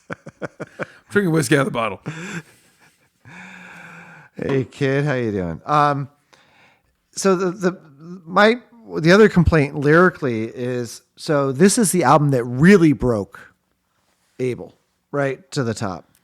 This song's bitching about being a celebrity. It's like, you just got it. Come on. Like, I get it. I'm not a celebrity. I don't know like how tough it is to like try to go to Trader Joe's and everyone, crawling up your asshole. But like, I don't know what that's like. And I'm sure it's chili cashews. right. Their lime chili, the lime chili. That's the one. That's the one. Yeah. Fire. Yeah. All right. You got to buy 2 bags of nuts when you're there. You buy one of those. Yep. And then you buy the glazed out pecans. Yes. Then you have the spicy sweet Yep. dichotomy, and you're the happiest person in the world. Yes. Moving on to from that dumpster fire. Where are we at? Last song. Last song on Thank the God. left. Angel. This is not the Aerosmith song. No, not even close. Though there's rock guitar in it. Do you know who plays drums on this song? Someone I respect that I respect less now.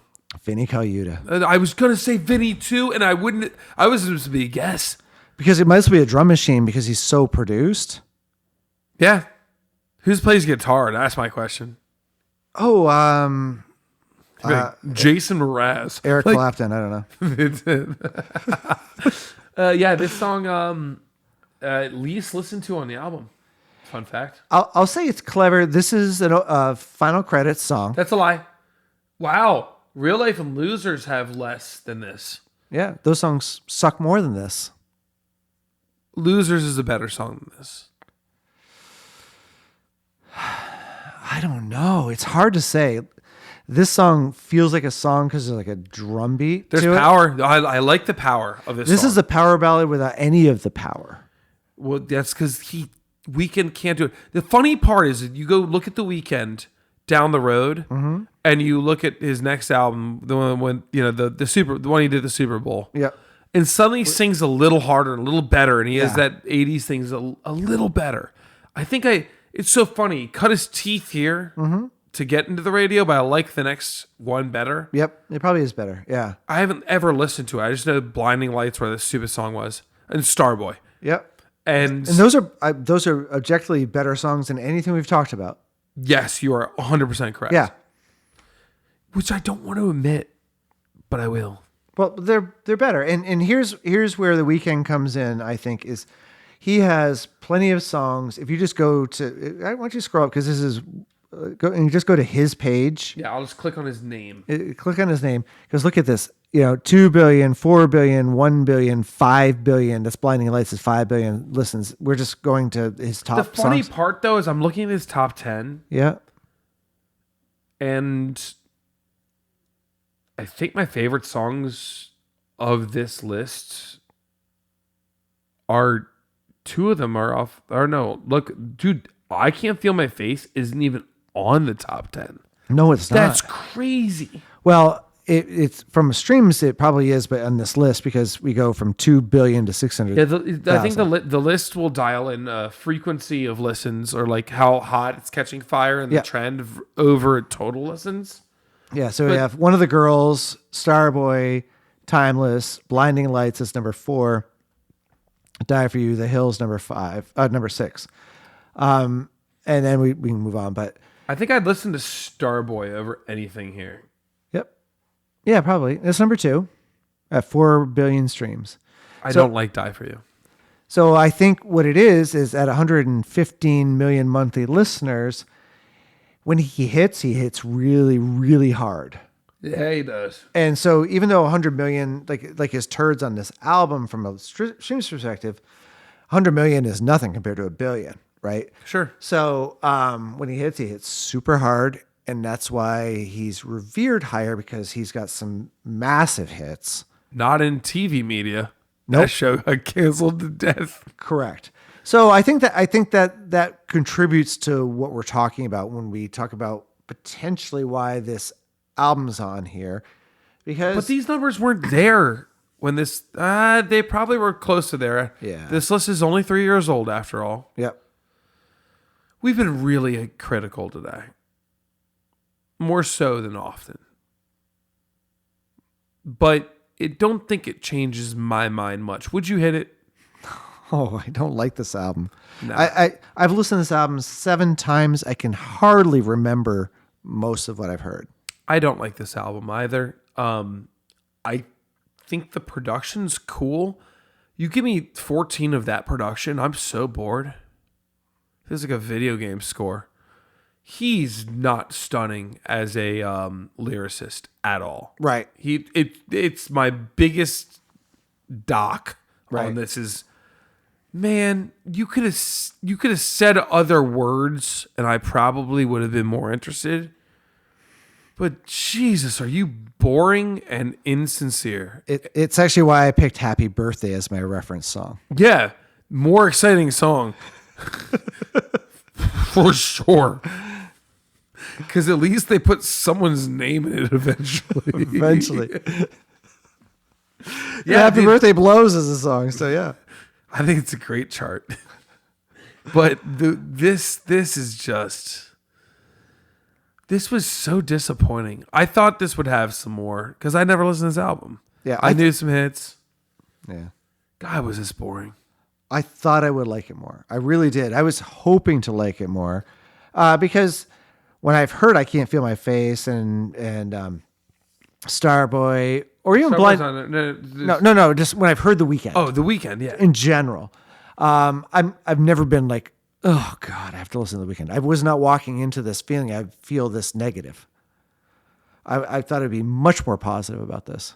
I feel negative because of what we're comparing it to. There's really great albums that didn't make the cut, yet this did. Yep. He didn't do anything to break music. This is so far out of Rolling Stone's normal grasp.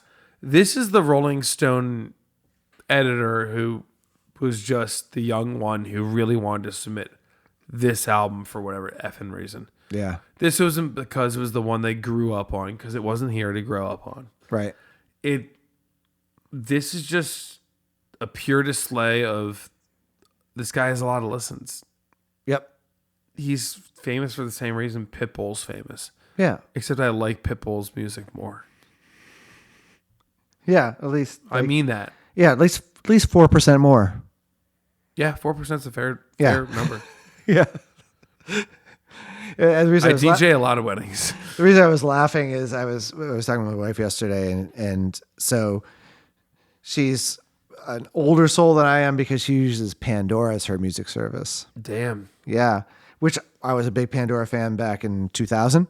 Yeah, back when music could stream in a wild way before we had algorithms. It was the OG algorithm giving you music. Yeah, the music genome project was the originator of that, where the idea is like, hey, let's not say you like pop or rock or jazz or R&B. You like songs that are 140 BPM that have this sort of harmonic complexity. That was kind of the part of their algorithm that they started with, which was pretty progressive at the time for. It did so much. The amount of music I had access to and learned about was so fantastic. So she talked about, when she goes for a run, she listens to her Pitbull station. I'm like, God, you have a Pitbull station? It's a pit stain. Yeah, but Pitbull writes music at a perfect workout tempo. Oh, dude. Yeah. I do. He's hype. Yeah. I'll do that. I wear my answer, and it's time to go. That song will forever sound great in my mind. Yeah. Sorry, Weeknd. Wanted to like you. That wasn't for lack of trying. Tried. 7 hours I spent with him. Yeah, I did probably a few more than that. And man, Plus I felt like YouTube I felt like I had to like him, and I don't feel that way anymore. Yeah. Well, I have a question for you. yeah, please hit me with anything that's not this. What's in your ears? Dun, dun.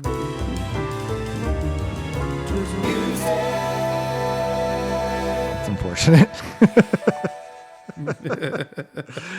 Well, maybe you like the earwax mixes on these songs. Who knows? Yeah, get that shit out. It becomes a infection after a while. It can, yeah. You get tinnitus and. Tinnitus. Okay. All right, you ready? Yeah. All right, what do you got to say to me about what's in your ears? So I don't sprots in the social media scene pretty much at all. Mm-hmm. In the traditional sense. I don't look at Facebook or Instagram. I don't know how to use Snapchat. The only reason I ever had Snapchat is because a waitress at a restaurant once installed it on my phone, told me I want it, and then her and other waitresses sent me one-time photos that were very inappropriate, which was really exciting until I figured out you can't unsee those. Right. Or have them. And I was like, what? How do I use this? Right. This is bad.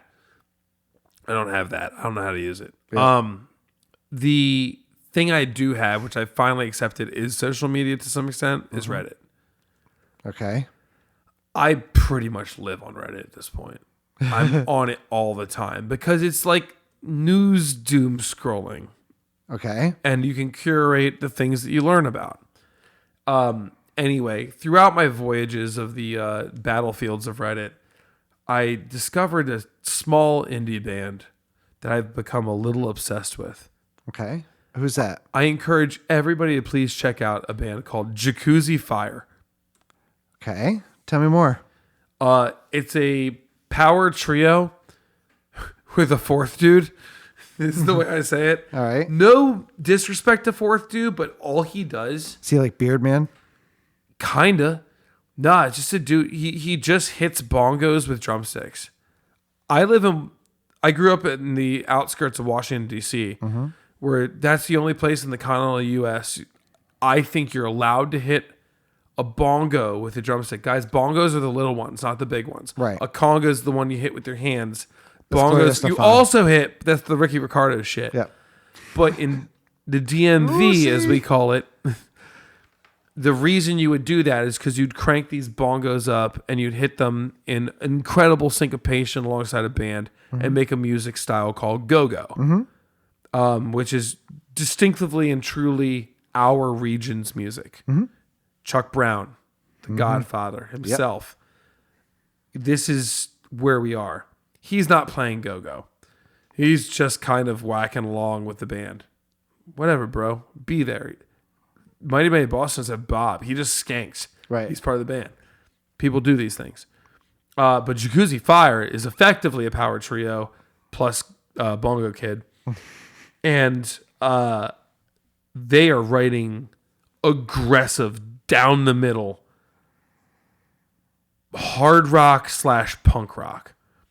And I've gotten into a habit of suggesting their music in other weird forums when appropriate. My favorite song from them is called RoboCop. So go check them out. Jacuzzi Fire, RoboCop. I assume it's the lead singer who I'm engaging with, but maybe it's Bongo Dude. Respect, dude. Yep. It could be any one of them. But they do these real gritty ass recordings. I've listened to everything they've ever posted, and they're writing really good, thick music. It's like just like really rich Fugazi style, and it's singing and yelling and gritty as hell. And if they ever come to this area, I'm gonna go see them immediately. You would have a blast. This is the kind of music you and I want to chew on, man. Yeah, I'd love to. Anyway, Sounds awesome. Jacuzzi Fire, check it out. So for me, it's a little bit different. Last week we were apart. I know. How about that? Yeah. You were in Las Vegas. Yes, I was in Sin City. You see what God did to us, man? It's weird. A couple stories, but so I was there for a conference and was fortunate enough to be able to break away and go to the Sphere. The Sphere. Yeah, where I got to see fish. Hey. And which made me really happy. I've been a fan of fish since the 90s. I've seen them several times, and it was exciting to go to the Sphere. I will just let everyone know who's never been to the Sphere.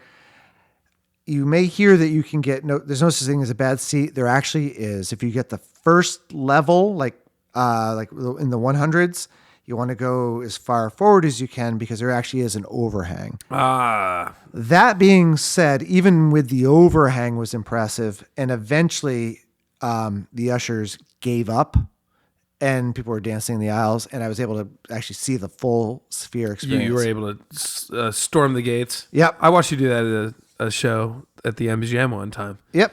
No problems doing that. So now what I don't want to do is be the guy for the people who spent, because I was fortunate if I paid like $70 for these tickets, and there are people who paid $900 for these tickets. No, you're not going to take away from anybody else's good time. No, so I'm not going to be that. An open seat's an open seat. Yeah, so I'm not going to be that guy. But they did 2 sets, about 3 hours, 25 minutes or so. Sounds fishy. Mostly really good sets. I was very happy because even though I do like fish, I'm not the biggest fish fan. So they did stuff off of Rift, and they did Picture of Nectar. They did the songs off that, which is one of my favorite albums. And so they did Stash, pretty good version of the song Stash. Love that song. They did it in the Tiny Desk concert. We got Fuego on there. Great. Fuego's a good time. Version of that. They opened with 46 Days. They did Maze, which is off of Rift, which is a great song. What else did they do that was just? It was a good Possum Caravan. It was really good. There are like super fish followers who are like, oh man, but they use like the same visuals. Okay, well, did they use the same visuals in the Sphere?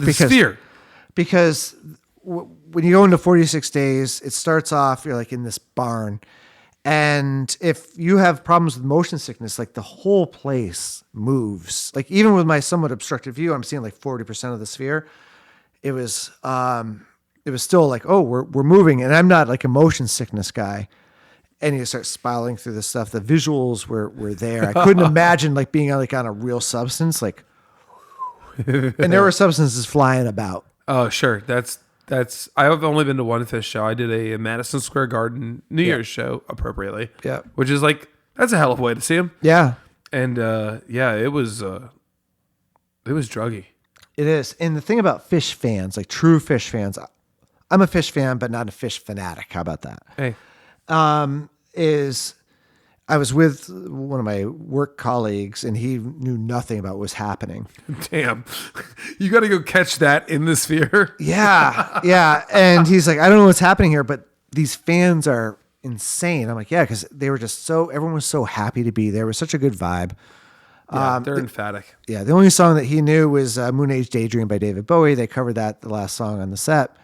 Great set. And if you want, I would even say A Picture of Nectar as an album is a great gateway drug. It's weird, but it's totally accessible. So I love that. Yeah. I recommend it. I played it at barbecues, at my house. So I'm not surprised. I've heard the music we play at those barbecues. Yep. Good stuff. Well, wowza. There it goes. Boom goes the dynamite. Well, just wait, my friend. Oh no, what's coming up next? The album is called Blackout by Britney Spears. Oh no. Luckily, you're on an SM7B, and I don't think that people could hear with that huge amount of padding your forehead hit the microphone. Okay, bitch. Is this the Britney Bitch album? This is the Britney Bitch album. Is there anything we know off of this? The Britney Bitch song. No. Okay. Open eyes, open ears, open arms. Okay. She just went to rehab like last week. A lot of people have gone to rehab. Doesn't mean I want to listen to what comes out of their sound holes. It's Britney though. Like she needs it. She keeps dancing with knives on Instagram. I have empathy for the woman. I don't know how I'm going to make it through this one. We made it through the weekend. Okay. Let's tie this one up. Well, we love you guys very much, and thanks again for all of your participation. Last weekend, it was time of our lives to be able to perform, may we say, and be inclusive with our local crew. We'll be doing it again, hopefully. Yeah, baby. In the meantime, be well, be nice to each other. I'm Carl Carter Fansteel. I'm Dan Woodard. Talk to you next week. That was a show about beauty behind the madness by the Weeknd. Sorry, Able, but we just don't like this album. Backwards Speeds Podcast is a Tuna-Wood production recorded live at Thought Shack Studios in Halethorpe, Maryland. If you enjoyed the show, make sure to subscribe and leave us a review on Apple Podcasts, Spotify, or wherever you get your podcasts. You can find us at Backwards Speeds Podcast on most platforms. Share the love, and we'll see you next week for another deep dive into the next album on Rolling Stone Magazine's Top 500 list. Until then, salt your melons.